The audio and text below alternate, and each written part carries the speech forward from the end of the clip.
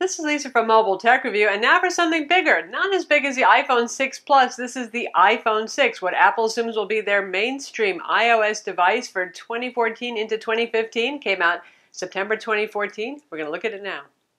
So here it is, the iPhone 6. You know, it's funny how at first it was, whoa, 4.7 inches, living large. After a week, it feels like absolutely normal to me. So those of you coming from the 4-inch iPhone, unless you have particularly small hands or pockets, I think you're going to be just fine with the iPhone 6. Now the 6 Plus, that one's even bigger, another story. It's up to you. Anyway, it's not that huge a phone, 4.7 inches, and that's considered on the smaller end for Android phones these days. Isn't that funny?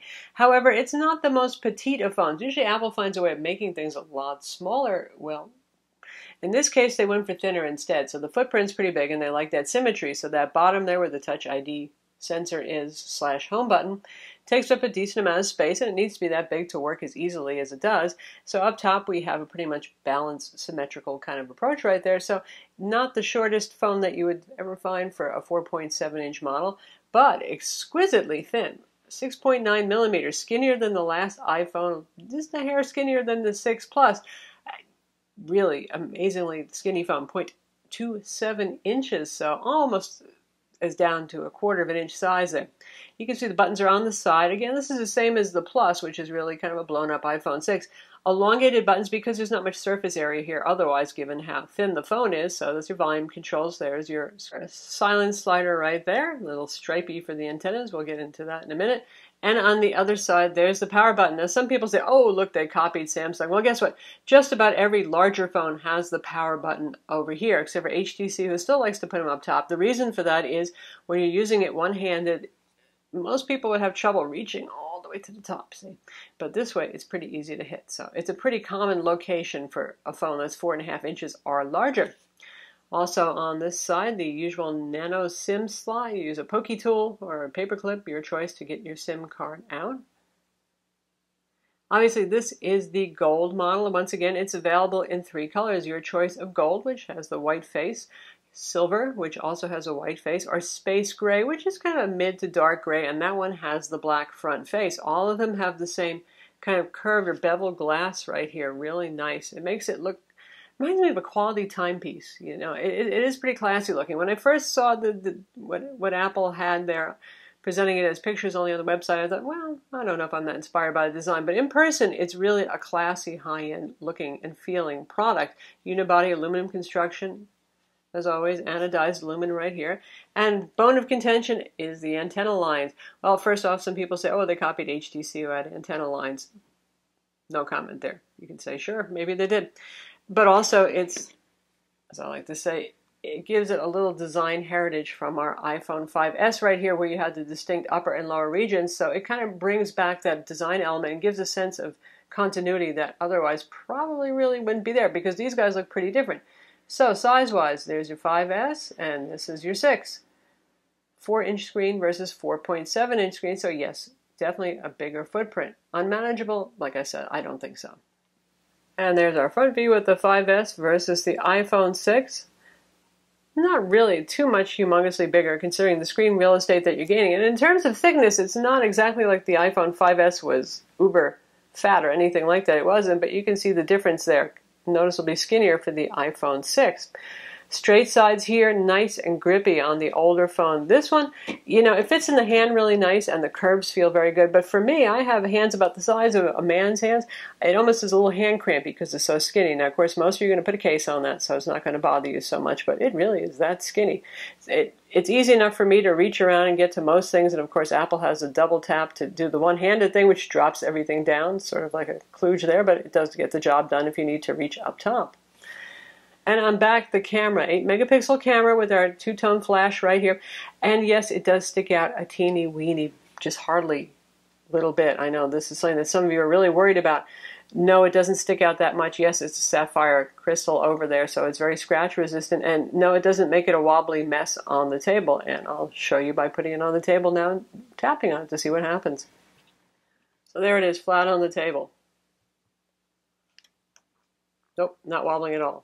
How about on the bottom? Nope. How about on the top? Nope. If you do it on the very edges, not on this side, that's where the camera is, a little bit, not really, even on this side. So not much of a problem. If we want to compare that to, say, something with a curved back like the LG G3 right here, which is very ergonomic, 5.5-inch phone, but still that curve feels great in hand, not so great on the table. This fella is a lot bouncier, so you get the idea. I mean, most of you are probably going to be putting a case on this anyway, but it's not really a big deal. On the bottom, mono speaker yet again, lightning port right here, and there's your headphone jack. Now, how about some more size comparisons? We have the Amazon Fire phone, which is also 5.7 inches, a much chunkier monkey, however, thicker. And there it is. They have about the same footprint pretty much, but the Amazon phone is a lot heavier and certainly much thicker. The iPhone 6 is only 4.55 ounces. It's remarkably light for something that is made of glass and metal. I have to say, it's pretty darn light. And there they are, front face, so you get the idea for size comparison's sake. And now we'll test it with the Galaxy S5, which I think is a fairly direct competitor. The Galaxy Alpha will be coming out with a 4.7-inch display also in metal sides, another kind of direct competitor. But speaking of the wobbling, the Samsung camera sticks out, and it also has plenty of that wobble going on there. And that's what the Samsung camera looks like in terms of sticking out. Bigger lens cover and all that sort of thing. Anyway, footprint-wise, size-wise, the Galaxy is a bit bigger, and of course it does have a bigger display on it, 5.1-inch display. Samsung managed to fit a lot of display in a really small size. We've got to give it to them for that. And they, of course, have the removable battery. So there's the difference in size. So there's your iPhone 6 size. And now we'll compare it to the big guy, the iPhone 6 Plus. By the way, both of these have the Touch ID sensor, works as well as ever. Just press and hold just like that. So easy. I love that about it. It actually encourages me to use security on my phone. Big difference there, so you get the idea. 6 Plus, of course, has a full HD 1920 by 1080 display, so you are living larger in terms of resolution, 5.5-inch display versus 4.7-inch. And for the back view, well, pretty much the iPhone 6 Plus is just a bigger version of the iPhone 6. Same design going on here. The iPhone 6 has an IPS display, as always, full sRGB coverage, so excellent colors on this contrast ratio. Also very high, Apple quotes 1400 to 1 in testing that has shown to be true, if not better than that. 500 nits of brightness. You might actually read a little bit more if you're using a display calibrator. So quite a bright display. The usual auto brightness where you can enable it and then have a slider so you can fine tune it yourself. Does a very good job, generally speaking, of dealing with a variety of lighting environments. It uses what Apple calls dual domain pixels. It's supposed to have even better side viewing angles. Now, the video camera doesn't always capture it as well as real life, but indeed, at all sorts of angles, there's very little color or brightness shift right there, and the icons just look painted on the screen more than ever as the glass substrate on the top gets even thinner. So, super stunning display, very nice looking.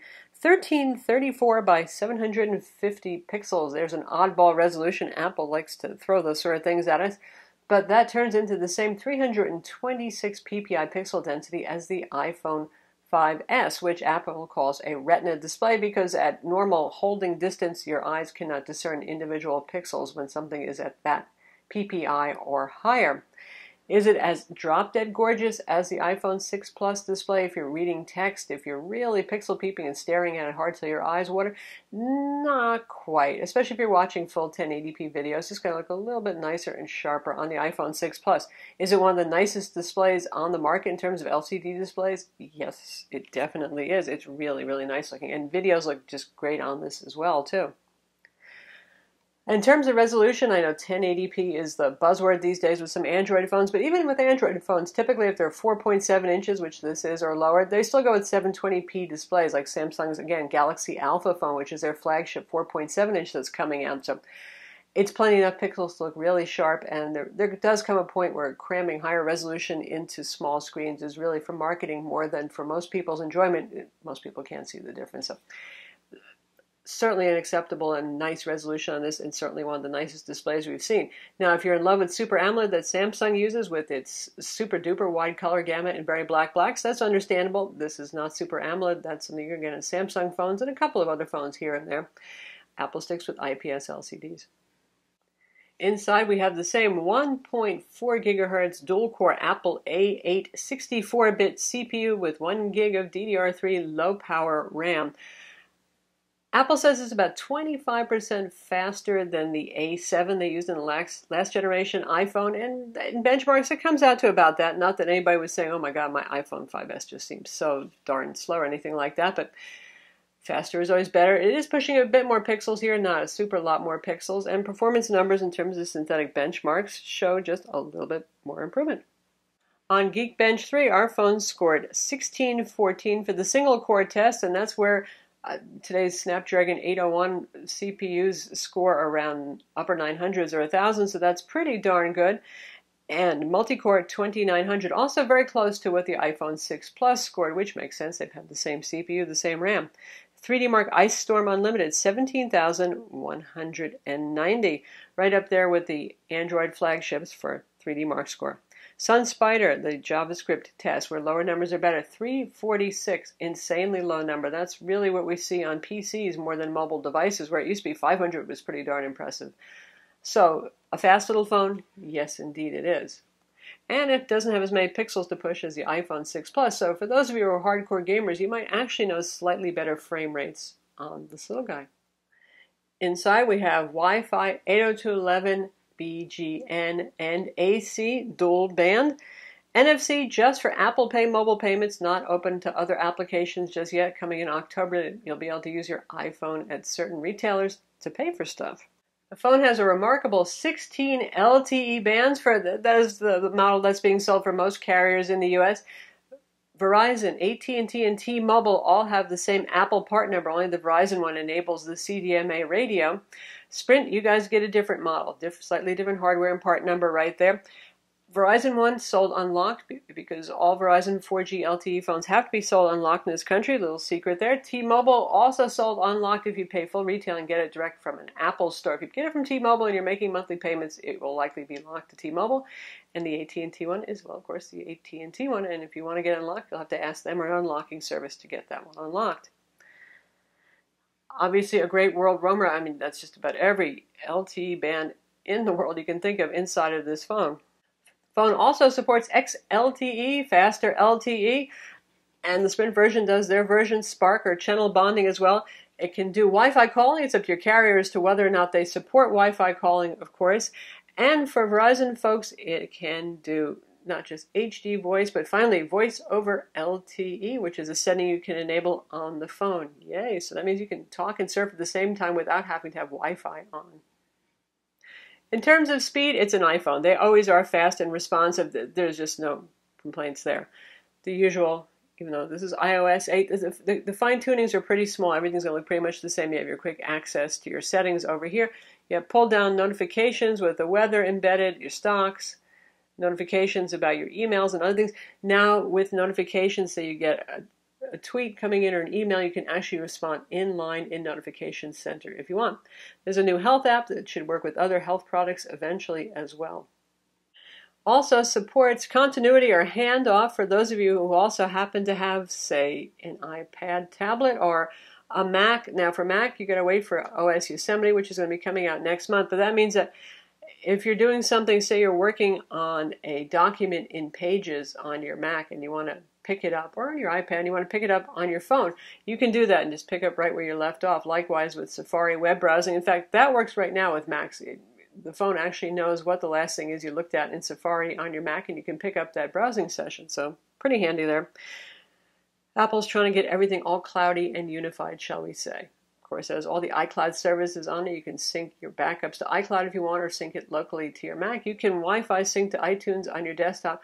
You can do your best to ignore iTunes on the desktop if you actually prefer to, and just get stuff directly from the iTunes store on the device, stuff from your App Store, and you can sync your contacts to iCloud or to Gmail or to Exchange, whatever you want. So you're not really super tied to your computer like the old days with iOS.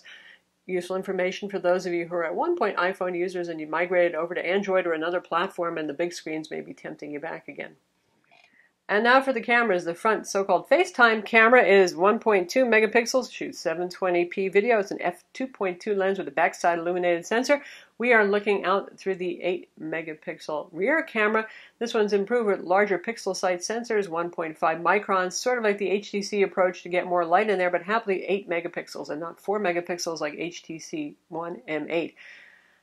We got a couple more features added on here. Of course, we have our video mode. We've got slow-mo mode, time-lapse mode. You can do slow-mo up to 240 frames per second. Seriously, slow-mo looking there. Square photo, regular photo, panorama, HDR control right there. I find the auto HDR a little overzealous. It'll take both pictures, a normal one and then the auto HDR version of it, so you can pick which one you like better. You got your timer right there. You have flash control and some color effects. It is very quick. Apple has a fancy word for what they want to call this, but what it's using is hybrid autofocus. It's got phase detection going in addition to contrast, so that means much faster focus times. Not the usual, you take your phone out and you give it a second, you give it another second to make sure that it is actually going to focus. This one does it. You can, of course, touch the focus if you want. Do that sort of thing, but very fast focusing. Just like that, it focuses. So nice improvement there. Image quality also very good too. And while that might not be the most exciting set of pictures there, there's something more colorful. Our little Halloween goblins are out a little bit early here. Lots of detail in the bushes, lots of nice color. The highlight on, well, the witch's nose, they're not too terribly overexposed, so it's doing a very good job of handling that. Really very sharp and very detailed. And looking at it on the computer at 100%, it's pretty darn impressive, and it competes very well with some nice point and shoots right now. So it's amazing what Apple does with their camera and their processing algorithms. And here's something with lots of fine detail. We'll splice in some big versions of these so you can see for yourself, but very nice job here. No optical image stabilization on this, like on the iPhone 6 Plus. Optical image stabilization, well, saves you from making blurry pictures when you shake your hand. It's not going to make anybody else stay any stiller. It's just for stabilizing your hand. That allows for slower shutter speeds, maybe bigger apertures, so sometimes you can let more light in and get a better exposed low light photo too, but not going to get that here. Still really nice pictures, though, not the end of the world.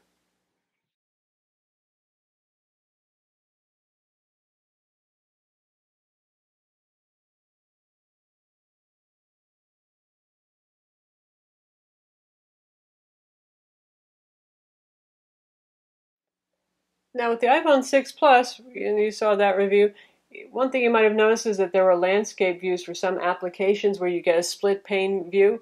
Sorry to say that you're generally not going to be seeing that here on the regular iPhone 6. Apple doesn't think the screen's big enough to go splitting the panes up. Maybe they're right about that too. So standard views for things like your calendar right there. Same thing for messages, no split screen view right there. Now let's take a look at Safari, and you can see we have our great WebKit web browser test right there. So we're going to go to Mobile Tech Review.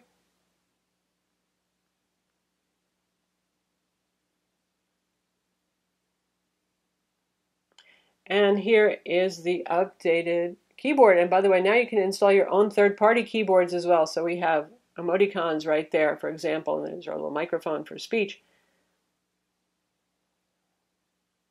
So here's our full desktop site. Now compared to the iPhone 5 or iPhone 5S, you get to see a bit more on screen thanks to the higher resolution, larger screen. But the big thing is that things are much more readable without pinch zooming. It's really hard on the 4-inch screen to look at any desktop web page without having to zoom. Now it actually is possible. It's a sharp enough display that even tiny text is readable. So there's what you get with your bigger and somewhat higher resolution display. Fast and responsive as ever too. So more enjoyable for web browsing, particularly really enjoyable for video. I can tell you I never really watched video on the iPhone 5 or 5S because things were just too darn small. Not so much the case anymore. This is Lisa from Mobile Tech Review, and today we're going to look at an exciting new phone. This is the HTC One M8, the new HTC One, whatever you want to call it. This is the second generation of the flagship One series phone. So it looks great, and it's a lot easier on the eyes. It's a lot more enjoyable. I actually have used this to watch Amazon Prime Video, some Netflix on this. 4.7 inches is where it's at compared to the 4-inch display. I think you're going to find that you're going to enjoy video watching. Also, obviously, looking at photos. Anything that's highly graphical is going to be more enjoyable on the bigger display. And yes, it is. Call quality has been very good on the iPhone 6 and also on the iPhone 6 Plus. This is the AT&T model right here. Our 6 Plus that we reviewed is on Verizon, so we've tested on Verizon using LTE calling, using regular 1X CDMA calling, and obviously AT&T here as well. And I would say there's an improvement in voice quality. Very nice, very full. Hey, even my old mom can understand and hear me clearly now, so good times with that. Data speed is the same as ever for an iPhone. It's going to depend on your carrier's coverage and what services your carrier offers, but always good, par for the course. Again, testing on AT&T and Verizon, we see what we see on all the higher-end recent flagship phones. How about battery life then? This skinny little guy actually has a pretty decent capacity, 1810 milliamp battery. Skinny, smaller phones have smaller batteries, so it's not going to have the same battery as the iPhone 6 Plus or the LG G3. Simply not room for it, but that's a pretty decent capacity. It's also about 300 milliamps more than the iPhone 5S. Now, it needs more power. Not that the A8 CPU isn't power frugal, it's a 20 nanometer CPU, so it should be highly power frugal, but you're powering a significantly larger display here that's quite bright. So battery life so far has been about the same as with the iPhone 5S, which is to say it's with moderate use, certainly get through a full day, charge it at night kind of use. Now, if you're using it for a lot of mobile hotspot, if you're GPSing constantly, if you're addicted to Asphalt 8 gaming, something like that, you'll get shorter run times, but on average, gets me through the day just fine. Last but not least, there's pricing, which we don't even really bother mentioning up front because every year it's always the same with Apple phones. With 2-year contracts, $299 for the 16 gig. The 16 gig remains the base storage. The other two storages have been bumped. Each increment goes up $100 still, though that hasn't changed. So the 64 gig will be $299 on contract. The 128 gig, that's a lot of storage, will be $399. Still no removable storage here, so what you've got internally is all that you have. Now off contract, that equals $650, $750, and $850. Of course, various carriers have monthly payment plans, so you can slice it and dice it a whole lot of different ways, because that is a lot of money up front for a phone. So, it goes pretty much every year. Yeah, once again, this is Apple's best iPhone yet. This is the 6 Plus, depending on which size you want. It finally has a bigger screen. I think most people wanted that. For those of you who still really want something very small and pocket-friendly, the 5S still exists. That one's $99 on contract. You won't get Apple Pay with it, but otherwise you'll get all the same nice features. This one has the tweaked camera, though, the faster performance, obviously the Apple Pay and some things going for it that make it very nice phone. And in person, I can tell you, it's really very attractive, much better than on the two-dimensional pictures you're going to see even on Apple's highly crafted website. It's fast, it's reliable, it has great voice quality. The screen is lovely now for watching video. Recommended. So that's the iPhone 6, available now and reasonably easy to get for most carriers at this point. Good looking phone, bigger screen, what most people want from their iPhone. I'm Lisa from Mobile Tech Review. Be sure to visit our website for the full written review and don't forget to subscribe to our YouTube channel.